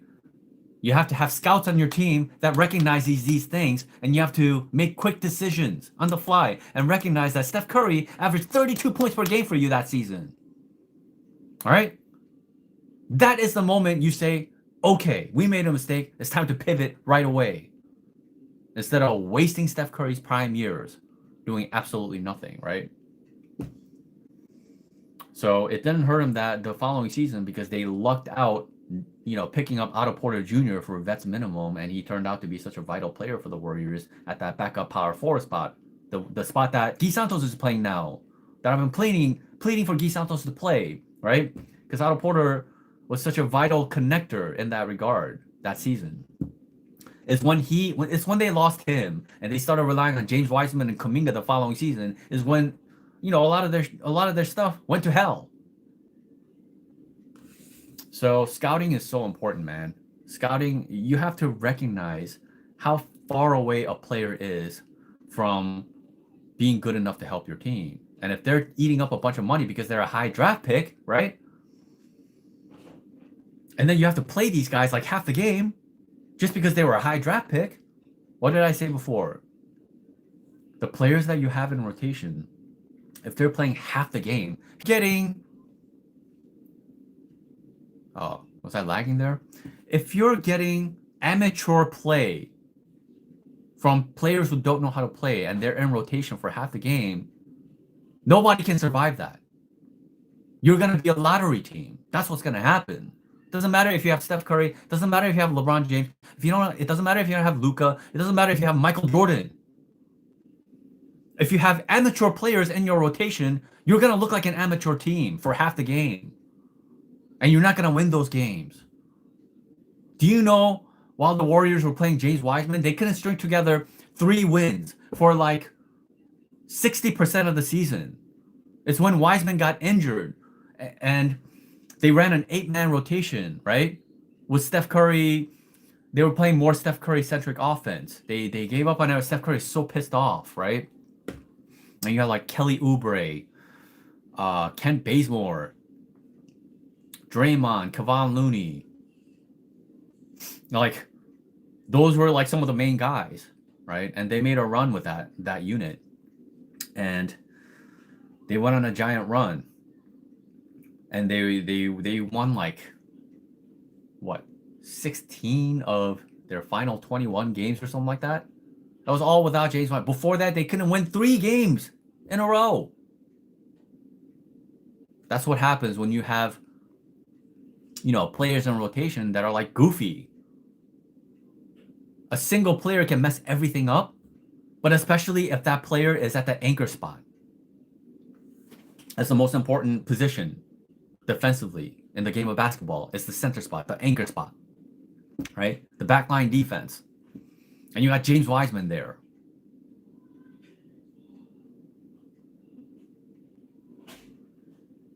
Yeah, man. This is just, I'm just talking about Joe Lacob at this point. But let me get off of that. Lakers getting 30 free throws is insane. I mean, you have to expect that. The league always gives the Lakers free throws. It's been going on for years and years and years, right? So it's not even a surprise at this point. I'm just saying the Warriors could have overcome it if Steve Kerr just, consistently ran good lineups. And he didn't do that in this game. So What's the story behind the Shohoku jersey? Are you a Slam Dunk fan? Yes. Slam Dunk is one of my favorite animes of all time. It is an incredible anime, amazing anime. If you haven't seen it, you have to watch it. It's so good. It's amazing. It's so funny. Um, it also teaches you like the fundamentals and the what's most important about the game of basketball. And I grew up watching that, alongside Michael Jordan growing up. It was Michael Jordan and Slam Dunk that got me into the game of basketball. Yeah, that's why you see that jersey behind me.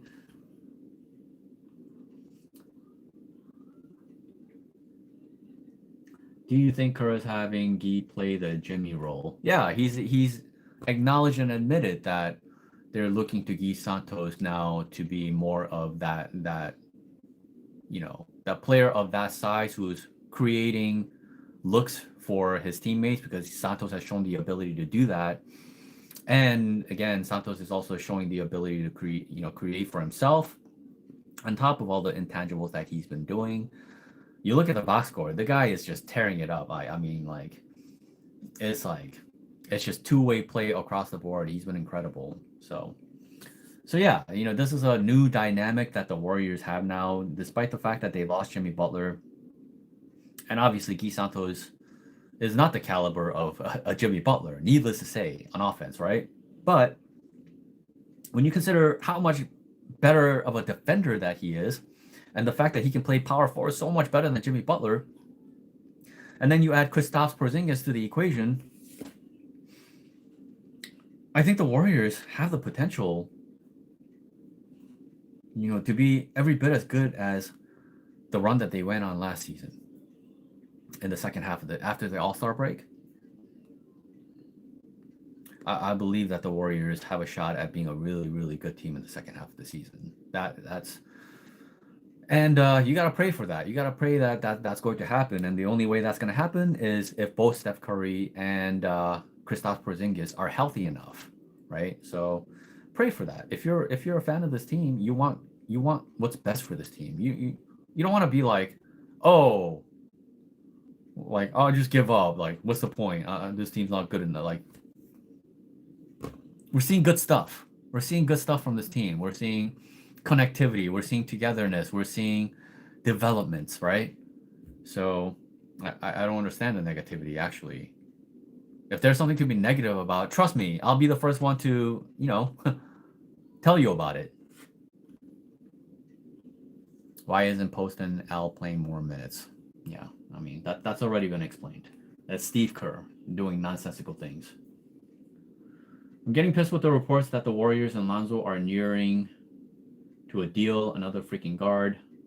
Yeah, pray that the Denver Nuggets, because they're also interested.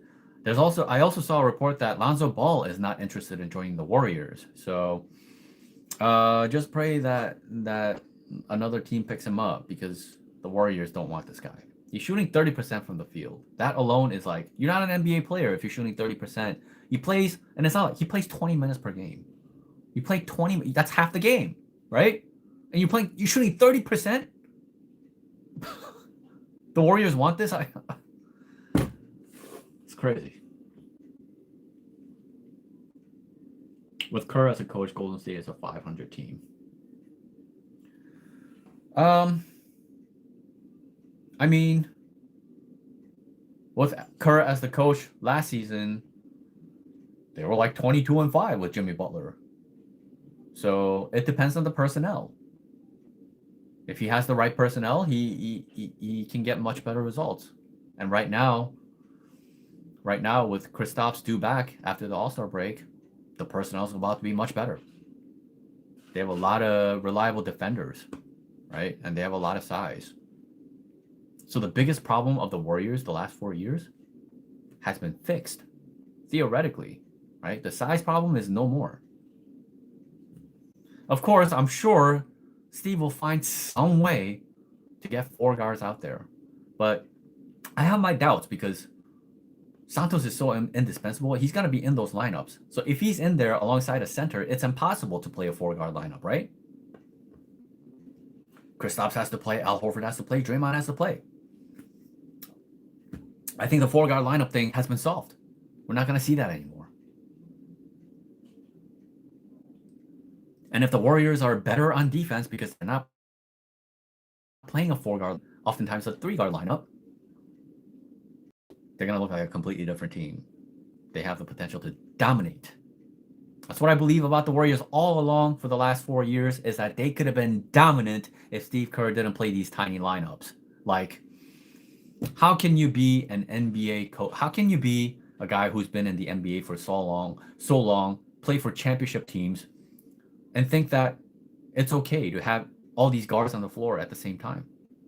You know, Phil Jackson didn't put Steve Kerr at small forward, right? Phil Jackson wasn't like, I don't understand. No other coach that he played for did any of this. And I have it on good authority that at least some of the assistant coaches don't agree with these concepts either. They're definitely not a fan of these small lineups, which means this is a Steve Kerr and Steve Kerr only issue. You know? So it's been frustrating beyond belief. You're disrespecting the game of basketball. It's so disrespectful to think that the game of basketball is positionless. Each position has a role to play. The center has a role to play. The power forward has a role to play. The small forward has a role to play. And they're all weight classes. Shooting guard, small forward, power forward, center. And, you know, a lot of players, based on their abilities, you can determine whether they're only a shooting guard or they're good enough to be both a shooting guard and a small forward. And then there are other players that are like guards, right? You can play point guard and shooting guard, right? Because you have that versatility. And then there are guys that can only play shooting guard. And then there are guys that can only play point guard. And then there are guys that can only play small forward. Kaminga is a perfect example of that. He's not a power forward. He's a small forward, right?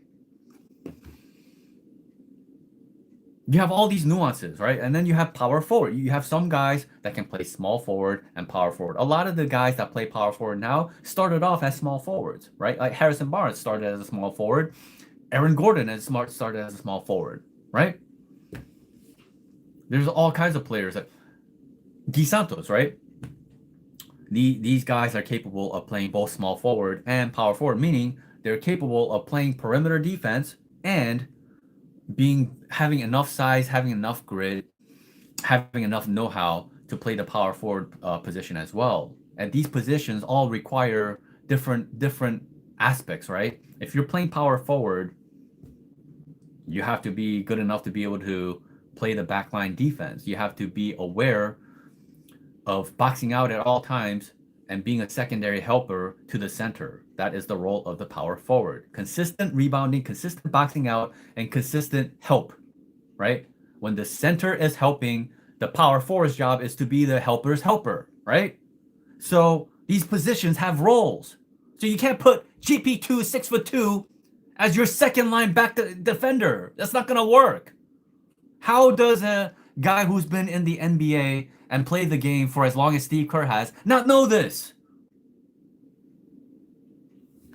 The guy's been coaching for a decade and he doesn't know this?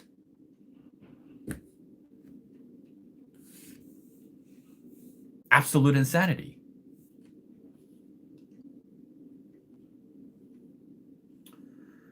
Steve Kerr probably sees all small guards must be the same as Stephen Curry and thinks they all will make threes. Yeah, ever since Steve Kerr lost Mike Brown, like he's just been a complete and utter charlatan.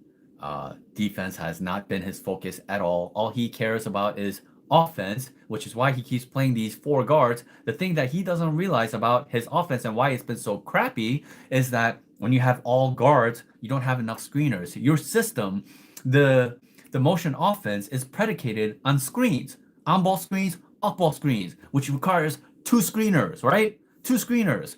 What's going to happen if you have one of those guards setting these screens? That screen is not going to be good enough. It doesn't create any advantage, right? So now it's harder for the guards to score because there's no reliable screener there, right? So your offense is plummeting and it's terrible because the guards can't create any space because another guard is setting these screens. All they have to do is switch it. There's no rolling threat. There's no the bodies are not big enough to actually erase anybody, right? There's so many different aspects, and then you have all guards, and none of them have the capacity to drive into the paint and finish themselves, right? And all you're getting are 3-point shots. Who gets the easy buckets in the paint? The bigs.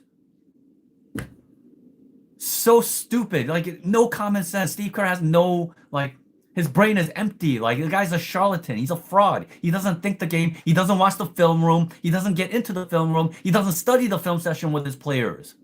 He's been a lazy coach for a long time because he didn't have to do these things when he joined this Warriors team, right? Because you had all veterans across the board, a lot of size, a lot of versatility. You didn't have to do any coaching. The players were ready to go. Any coach could have taken over that situation and won titles. Mike Brown literally proved it. 16-17. Steve Kerr misses almost the entire playoffs. Mike Brown went undefeated. He went 13-0. And then Steve Kerr came back in game 2 of the finals, right? They were undefeated until Steve Kerr came along and they finally lost the game. Did they need Steve Kerr to come back to win that final series? Obviously not. They didn't need Steve Kerr, man. And you know, the more it became like, okay, you got young players, you got like an imperfect lineup, roster, whatever. Now it's time for you to coach. And Steve Kerr had no idea and no ability in terms of like how to coach, how to instill confidence in your players. As a matter of fact, all he did was take confidence away from players, right? You yank them. They make one mistake that you don't like, you yank them. If they're not one of your favorite players, they don't get to play, right? Guy Santos has been suffering through that for the last 3 years. He likes pods. He met the guy, and the first thing he does is shake his hand like this. 2 grown men shaking their hands like this. Something is wrong there, right? And he's been playing like this favoritism thing with pods. Ridiculous. So he plays favorites. He yanks guys. He even yanks guys that are like, he yanks guys that are on fire. Steph Curry will hit 3 straight shots and he'll bench him. Klay Thompson will hit 3 straight shots. He'll bench him. Somebody is on fire, and Steve Kerr is the guy who cools off his own players. You know, there's like a gazillion outside of the 3-guard and the 4-guard lineups, which is like, you know, that's like death for the Warriors. It used to be called a death lineup. It became the dead lineup, right? The way Steve Kerr has been running these lineups, right? That alone is destructive. But all these other things that I'm telling you, that I'm describing to you, that he's messing, he has created problems out of thin air for this team. Worst coach I've ever seen. I think he would make even a terrible coach at the high school level. If he coached the high school team, I think he would be awful. He has no idea how to empower players. He's like a tyrant. He's literally like a terrible high school coach. Or maybe even a middle school coach. Right? He has no idea how to empower his own players. He has no idea how to instill confidence in your players. He has no idea how to take advantage of the things that his players are really good at, right? Each player in the NBA has their own attributes, right? They're in the NBA for a reason. They're good at something.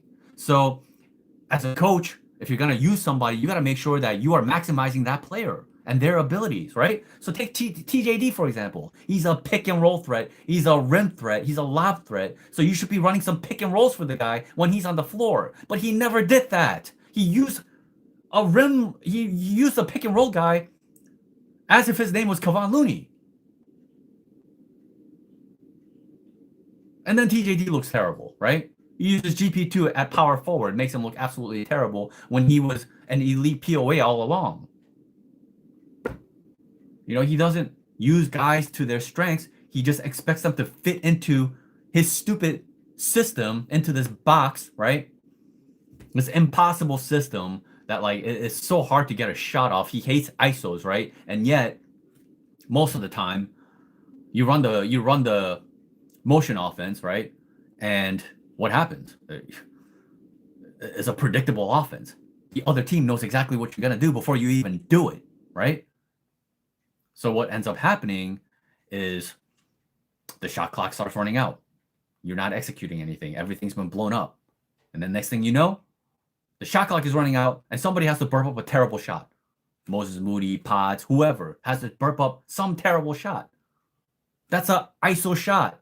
That's a terrible ISO shot that you end up getting.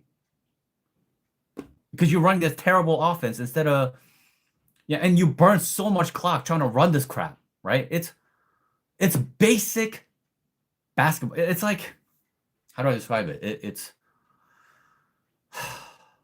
It's a basic system for like beginners, right? At the NBA, at the highest level in the NBA, you use that basic system to ultimately take advantage of the talents that are on your team. But Steve doesn't do that, right? So if you can't shoot, and if you can't shoot moving around, like movement shooter, even look at Buddy Hield. Look at how terrible Buddy Hield's been. Buddy Hield's never shot as badly as he has until he, with the Warriors. Let me say that again. Buddy Hield has never shot as bad as he has until he joined the Warriors. I don't know if I still said that right, but, and that's because the system that Buddy Hield is playing in is he's not Klay Thompson, right? If you just create some easy opportunities for Buddy Hield and get him some wide open looks, great. But you're using him like he's Klay Thompson and he's constantly moving and moving and moving. And then he's trying to shoot these shots as the defense is recovering. It's a difficult shot to take. So it's not a good shot for Buddy Hield. He's not making them, right? And then he loses confidence. And now he's missing his wide open shots too, right? A lot of this is coaching. So, he ruins everybody. He's ruined Steph Curry for years and years and years running this motion offense, using him like he's JJ Redick. He's Kyle Korver, like he's Klay Thompson, right? Why do you need to do that all day for Steph Curry and put all this mileage on him while he's getting grabbed off the ball all day and night, getting fouled left and right? And the fouls are not getting called. He's getting exhausted. Why are you doing that when you're trying to create these shots for him while he's running around all day and night, right? But at the end of the day, just give him the damn ball. Give him the ball, set a simple high screen for him, and then he can do the rest. That's so much easier than him running around in circles throughout most of the game. That's what they've been doing for like the last 4 years. So he's literally been ruining everybody, including Steph Curry. So, yeah. The level of frustration that I hold when it comes to Steve Kerr's sabotage, the guy's disgusting, man.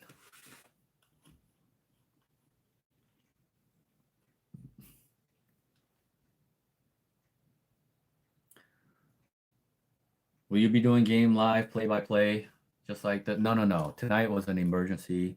I'm just a little bit too tired to be doing the breakdowns. As a matter of fact, this session has gone on a lot longer than it was supposed to. I was supposed to cut it at 1 hour. Now we're approaching 2 hours. So now definitely I'm cutting it at 2 hours. So now I will do everything I can to answer any of your questions. I've been ranting long enough. That's why I'm skeptical that Steve will know how to use Porzingis. Well, the one thing that I will say about Steve this season is that he has changed up a lot. Even the offense, a lot of things have been simplified. He's been running a lot of more pick and rolls than I've ever seen. Even he's running more pick and rolls now than he's run when Chris Paul was on the team. Like, even when Chris Paul was on the team, the guy insisted on running the motion offense. It was absolutely awful, man.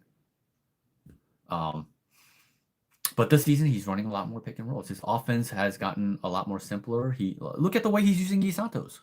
He's letting Guy Santos create offense, right? Not through the motion, but individually. So I think Steve Kerr has changed a lot since Jimmy Butler joined. I don't know if it's because Jimmy Butler put pressure in some way. I know earlier in the season, Jimmy Butler was unhappy with the way he was being used because, right, Steve Kerr is doing the BS where they're running the offense through Draymond. Draymond has no ability to create offense for himself, so it's comically easy to guard him. And you're running the offense through Draymond instead of Jimmy Butler standing in the corner. That's the motion offense for you. You're wasting a $60 million player in Jimmy Butler. He's standing in the corner while Draymond Green is playing traffic cop. And they're producing nothing on offense. Right? So Jimmy Butler was angry. There were some other people that were angry about the situation. And so things got switched up. And now things look different. And that's part of the reason why I have a little more hope is because Steve Kerr has improved in certain ways. throughout the course of the season, right? This is what I've been fighting for all this, this whole season.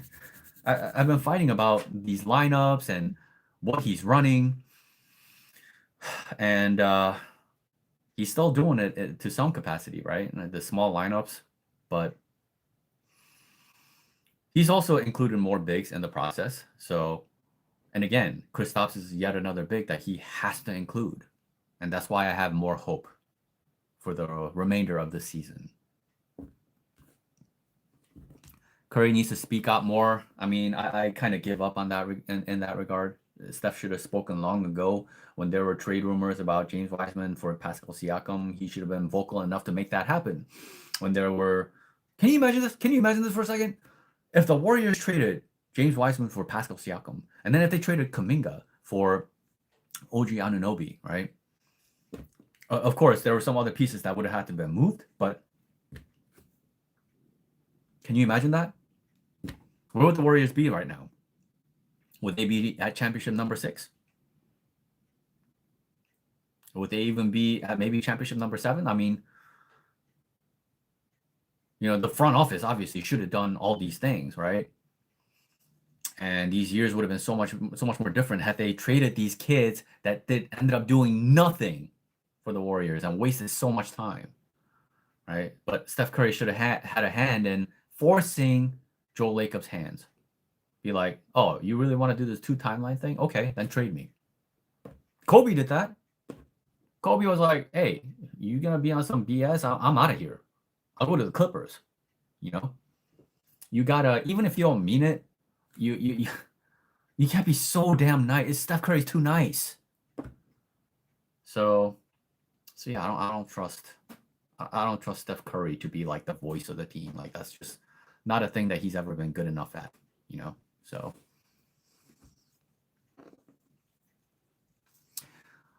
maybe if they actually develop the young guys instead of wasting them away on the bench. Listen, there's only so much that you can develop. Like a Wiseman, you can only develop so much. The guy's an amateur. You can't coach a guy from being an amateur into being like a playoff caliber player within like a couple of years.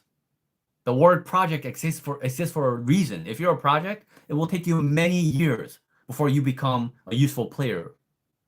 Like, just a useful player, let alone like a playoff caliber player. What are we talking about?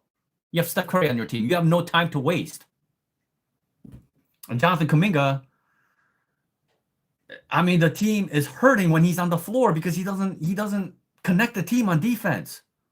Funny enough, for Steve Kerr, he was more frustrated with Kaminga's offense, but for me, it was always his defense. He just, he's bad half the time on defense, and that's never. You're gonna find out when he goes to all these other teams. The Hawks will move him, and he'll go to some other team. You're gonna find out, okay? Just like people have to find out about James Wiseman. Look at where James Wiseman is now. Where is he now?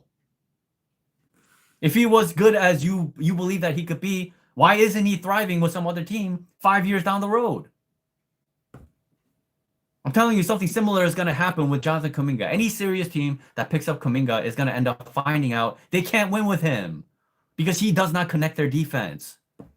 And your defense needs to be, if Kaminga was like Luka Doncic or something, or Trae Young, if he's like a number 1 option where he's so good on offense that you can compensate and just build around him, all right, then maybe. But is he that good?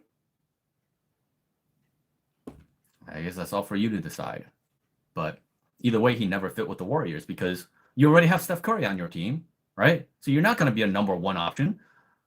You have to fit in with what the Warriors are doing. And if you're going to play the small forward or power forward position, you have to be a powerful defender. And he was never a powerful defender either as a POA or as a power forward. So if you don't get these things, then you're not going to understand my point. You're just going to be upset, right? If you're just a Kaminga stan or something. There's no Kaminga stan that's going to be happy with me. But it is what it is.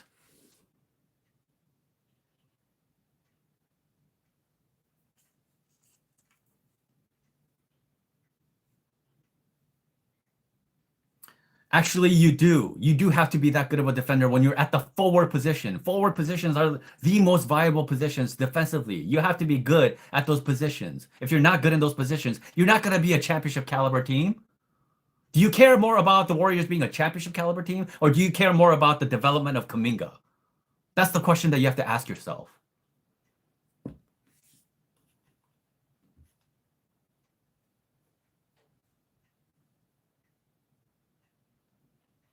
Okay, so that's about it, guys. Timmy Turner's dad. Hi.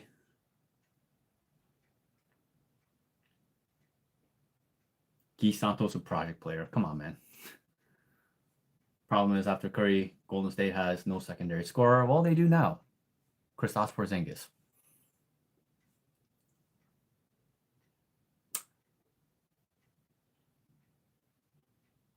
Okay, so that's all I got for tonight. Again, very unfortunate loss for the Warriors. They were good enough to, win this game. And how huge it would have been for the Warriors to pull off this win, because then they would have been 5 games above 500. That would have been incredible. And then they have what they have a game coming up against the Grizzlies. The Grizzlies are kind of, they lost Jaren Jackson Jr., John Morant's out, so that's a beatable team. So you hope that the Warriors can take care of that game, and then the final game. Who are they playing? I think they're playing a tough team before they go into they play the Spurs. They play the Spurs at home, so yeah, that's gonna be a tough one. So this one, if they won this one, it would have been so huge, but unfortunately they did not. So now they're back to 3 games above 500, and they just have to hold tight. They just have to try to win at least one of their next 2 games and just stay afloat until these guys are available. And All-Star break is 10. It's like 10 days off, so that's a lot of time for guys to recover. And you gotta pray that Steph Curry is gonna be okay after the All-Star break. That he'll be over this runner's knee issue, because that's a very tricky, and you don't quite know exactly when or how that's gonna kind of go away. So that's a tough one. And all we can do is pray. But having said that, great effort from the players. It's not their fault that Steve made the decisions that he made at the end of the day. And that's all I got for today. And these games are too important for me to not break down with film. So I'm not going to be doing live sessions post game. Those of you guys that join later, this is not going to be a normal thing. What I'm going to do is, on the off days, I'm going to do some live, so I can take questions from you guys and just hang out and interact with you. It's a lot of fun. So, and as always, I appreciate you guys, all of you, more than you know. Appreciate your support so much, because my channel is nothing without you guys blowing it up, right? And so we're doing this together, and ultimately, we're breaking this team down at the highest level possible. And the only way for our message to get across to people in the Warriors organization is for the channel to be big enough, for us to make enough noise, for us to be so loud that it's impossible to not be heard, right? So, and you guys do that through this channel, with your support of this channel, the comments, the liking and sharing, and all these things. Without that, this channel is nothing. So thank you guys. Appreciate you. Love you. I'll see you soon. And yeah, I will see you actually after the Grizzlies game on Monday. So that's all I got for tonight.